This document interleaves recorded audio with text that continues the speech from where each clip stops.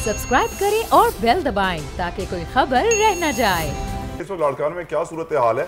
बताया जा रहा है कि वहां पर जो रिलीफ वर्क इस वक्त किया जा रहा है उसमें भी अपनों को नवाजा जा रहा है और लोग इस कदर गम गुस्से का शिकार हैं कि वो हर किसी को रोक रहे हैं और उनसे कह रहे हैं कि भाई हमें हमारा हक दो।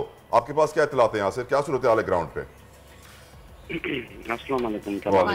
बिल्कुल भी सही कह रहे हैं आप जी, बहुत शुक्रिया ये जो आपने हमसे पूछा।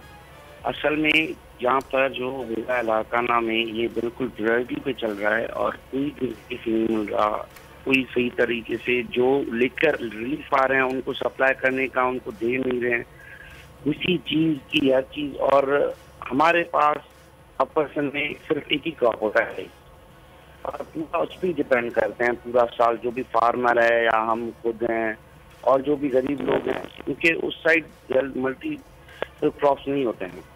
तो इस हिसाब से वहाँ पर बहुत अभी जो है बहुत मुश्किल है और लोगों को कोई चीज़ नहीं मिल रही इस हद तक कि अभी तक लोग जो है ना 2-2 दिन तक उनको खाना नहीं मिल रहा है। यासिर तो ने कंफर्म किया है कि लाड़काना में पीपल्स पार्टी अपने बंदों को, अपने वोट बैंक को पहले सामान पहुंचा रही है और फिर देख रही है कि हाँ ठीक है जी, जिन्होंने हमें वोट नहीं दिया अब उनको सामान दे। अफसोस का मुकाम है। खैर हमारे साथ मौजूद हैं इस वक्त अशरफ जब्बार साहब, कुरैशी पीटीआई के हैं रहनुमा, उनसे बात करेंगे जी। दयामीर भाषा डैम पे सर वो पब्लिक अकाउंट कमेटी में कहा गया कि 9 अरब रुपए फंड जमा हुआ था, वो तो आपकी हुकूमत में हुआ था, 14 अरब रुपए एड्स पे लगा दिए गए। तो अगर इस तरह लोगों का पैसा एड्स पे लगाया जाएगा जो डैम के लिए जमा हो रहा है, पानी के रिजर्वायर नहीं बनाए जाएंगे, तो लोग सर आप पर भी उंगलियां उठाएंगे कि पीटीआई ने भी कुछ नहीं किया।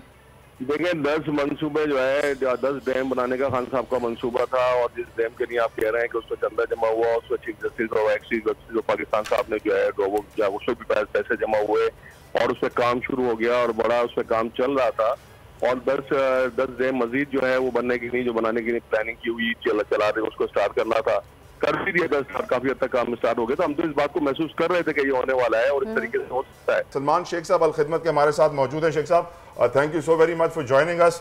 क्या चैलेंजेस हैं, क्या डिफिकल्टीज हैं इस वक्त रिलीफ वर्क में आपको? देखिए चैलेंजेस सबके सामने, हम सब जानते हैं कि इसमें कोई शक नहीं है कि ये मुल्क की तारीख का एक बहुत बड़ा सैलाब है। गालिबन जो 2010 में सैलाब आया था उसके मुकाबले में भी अपने फैलाव के एतबार से यानी कि बिल्कुल तकरीबन मुल्क का 70% हिस्सा पानी में डूबा हुआ है। कोई ढकी छुपी बात नहीं है, विजुअल्स, तस्वीरें, वीडियोस हमें बता रही है कि क्या हालात हैं। अल खिदमत को ये बहुत बड़ा एडवांटेज हासिल है कि अल खिदमत के लोग, अल खिदमत के रजाकार मुल्क में चूँकि जमात इस्लामी के कारकुनानी अल खिदमत के रजाकार होते हैं तो वो जगह जगह न सिर्फ ये कि मुकामी तौर पर मौजूद होता है बल्कि एक बहुत बड़ा रिलीफ ऑपरेशन इस वक्त भी जो इफेक्टेड एरियाज है उसमें हजारों वॉलंटियर्स वहाँ मौजूद हैं।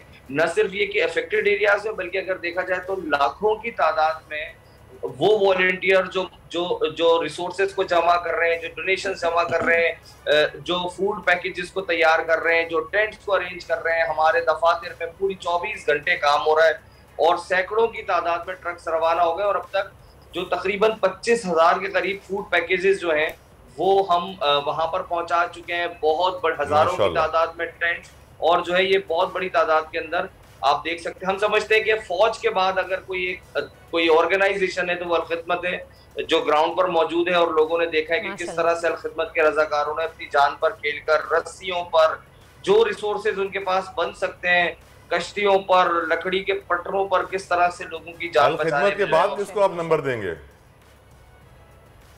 देखिए यहाँ नंबर, मेरा ख्याल है कि नंबर गेम पे नहीं जाना चाहिए। सब्सक्राइब करें और बेल दबाएं ताकि कोई खबर रह न जाए।